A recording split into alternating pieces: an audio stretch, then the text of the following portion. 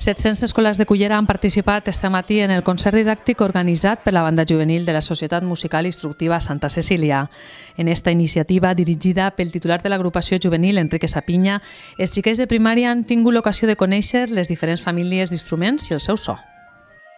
És un concert didàctic i, com la paraula ho diu, és un poc per a ensenyar-los, per a que aprenguen un poc com estar en un concert, però com ells utilitzen en la seva classe de música molts conceptes, intentem, mitjançant exemples pràctics, com els elements de la música, les qualitats del so, una presentació d'instruments, intentem que ells també aprenguen, que no sols siga escoltar un concert, sinó també aprendre com aprenen en classe de música.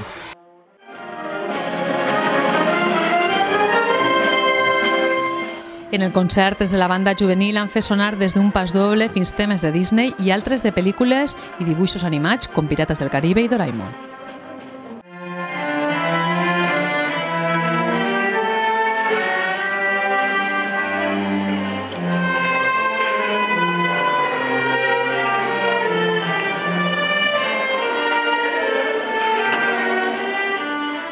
Tenim el certamen de cine, que és un